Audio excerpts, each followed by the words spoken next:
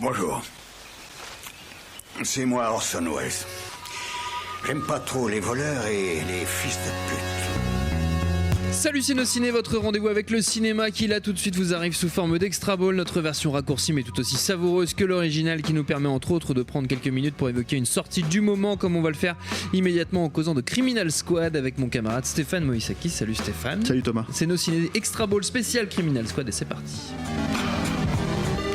Monde de merde. Pourquoi il a dit ça? C'est ce que je veux savoir. Criminal Squad, Den of Thieves en VO, premier long métrage de Christian Goudegast. Je ne sais pas comment ça se prononce, mais on va dire sûrement que comme ça. c'est comme ça. Scénariste de La Chute de Londres, excellent film. Ah ouais. Excellent film, La Chute de Londres, qui retrouve donc ici Gerard Butler, qui était dans La Chute de Londres, pour nous raconter l'histoire d'un gang de braqueurs décidés à s'attaquer à la réputée inviolable réserve fédérale américaine où ils comptent chouraver une grosse centaine de millions de dollars en cash devant être détruits. Mais évidemment, rien ne va se passer comme prévu puisque la police est à leur trousse et que les flics impliqués ont des méthodes qu'on qualifiera pudiquement de brutales. Est-ce que j'ai bon, Stéphane? C'est à peu près ça. C'est à peu près Ouais. ça. Alors ce qui est assez intéressant quand tu résumes le film comme ça, c'est que ça se voit pas forcément. Mais ce monsieur, la Christian Goudegast, apparemment, il a vu 3 films dans sa vie. C'est juste 3. Voilà, et c'est les 3 films qu'il a vus, il les a vus au même moment, puisqu'ils sont sortis à peu près à 6 mois d'intervalle. Il a vu Hit, Ouais. il a vu Die Hard 3, Ouais. et il a vu Usual Suspect. D'accord. Et donc en fait il te fait un gros mélange là, gros comme pâté. ça, avec tout ça dedans, alors surtout Hit Ouais. en gros, et il y a un petit peu d'Usual Suspect à la fin, donc je vous laisserai découvrir le truc quoi, si vous avez envie de le voir, et bah, la réserve fédérale pour Die Hard 3 on va dire, Oui. voilà. Même si la séquence n'a rien à voir évidemment. Il creuse Et- pas sous la terre pour. non, c'est une n'importe. espèce de séquence d'infiltration un petit peu bidon. Enfin, Ok. c'est-à-dire voilà. Le problème du film, j'ai envie de dire, L'un des problèmes. l'un des problèmes du Commençons film. par. Allons dans l'ordre. Voilà, c'est que évidemment quand le mec en fait, le mec cite littéralement Hit en permanence. C'est-à-dire que Ouais. le personnage de Gerard Butler, c'est Pacino dans Hit.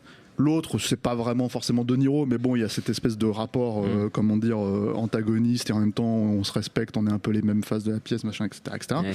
Et le mec réutilise en fait littéralement comment dire, les moments clés de Hit, et il les refait à sa manière. Et c'est pas possible quoi. c'est-à-dire que c'est quand même, c'est comment il s'appelle, c'est Gerard Butler donc à la place Ouais. d'Al Pacino. Ouais. Gérard Butler. Gérard Butler. Ouais. God of Egypt, DC Sparta, tout Ah ça, ouais, etc., ouais. etc. Donc le problème c'est que tu vois quoi, tu vois l'abonnement à la gym, tu vois l'abonnement au comment dire au Au stéroïde. ouais, puis au salon de bronzage quoi. Ouais, le Donc voilà, cabine de bronzage. et alors les 10 premières minutes sont très très douloureuses en fait. Voilà, il y a peut-être des fans de Gérard Butler. Non, ça n'existe pas. Bon, écoute, apparemment le monsieur Enfin, tourne, hein. Ça des sort en gens- ouais, salle et des tout, gens tu qui ont vois. des perversions. Voilà, et en fait les 10 premières minutes ont été très très difficiles pour moi parce qu'en fait tu l'entends déglutir en permanence. Ah merde. C'est-à-dire que tu entends à chaque mot, il y a comme ça, puis tu as l'impression qu'il va cracher c'est ce qu'il a bouffé ou je sais pas quoi, tu vois, et qu'il enchaîne 3 kebabs qu'il n'arrive pas à digérer quoi. Bref, non, mais je suis un peu méchant avec le film, mais C'est bien. enfin je suis pas méchant avec le film, je suis méchant avec Gérard, mais voilà. Pauvre Et Gérard. voilà. Non, c'est un film d'une finesse pachydermique quoi, c'est-à-dire que Ouais. en gros c'est Gérard Butler qui joue un espèce d'alpha mâle plus. Sous stéroïdes quoi, et qui passe son temps en fait si tu veux à traiter comment dire, alors ils peuvent pas utiliser comment dire tous ces termes, mais passe son temps comment dire à rabaisser les gens, il a des problèmes avec sa femme, elle le quitte, alors c'est pareil, il y a plein de trucs comme ça quoi. À côté de ça, le problème c'est que donc t'as évidemment, donc de la même manière que Gerard Butler n'est pas Al Pacino, Christian, comment t'as dit qu'il s'appelle, Goudegast n'est pas Michael Mann non plus Ouais. quoi. Voilà. Donc en fait t'as l'impression que le problème, enfin encore une fois je suis désolé de comparer ça à Hit à ce point là, mais en même temps le film il tend le bâton pour se faire battre quoi.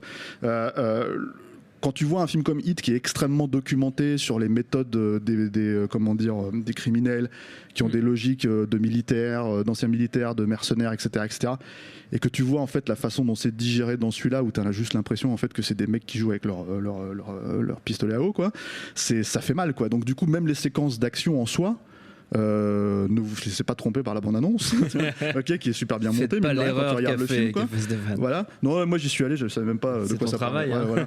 C'est ça. Et en fait, c'est des scènes d'action juste super mal branlées, super mal découpées. Et puis voilà quoi. Et après, voilà, comme c'est le scénariste de La Chute de Londres, Ouais. tu vois, t'imagines le Pas aussi réalisateur. con que La Chute de Londres. Ouais. Non, ça se veut beaucoup plus.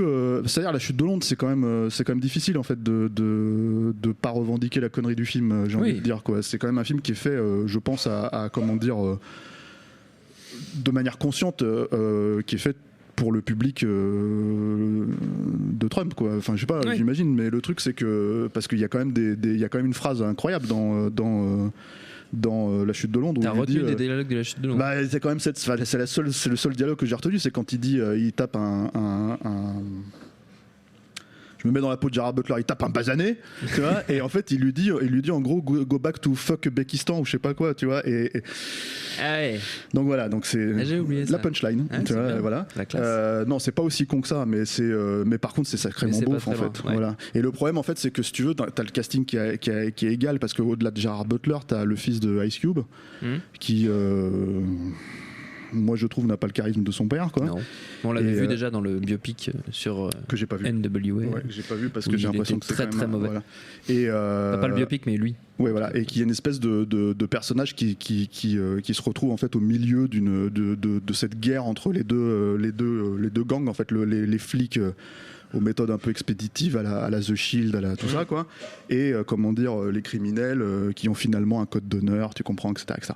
Donc bah, le problème c'est que voilà, ce qui est très étonnant, moi je trouve, en fait, c'est que ça ressemble à un DTV plus. Tu sens qu'il y a un petit peu de budget parce qu'il y a quand même encore une fois, il y a la carte auto-bronzante de Gérard Butler qui est dedans, quoi, à payer.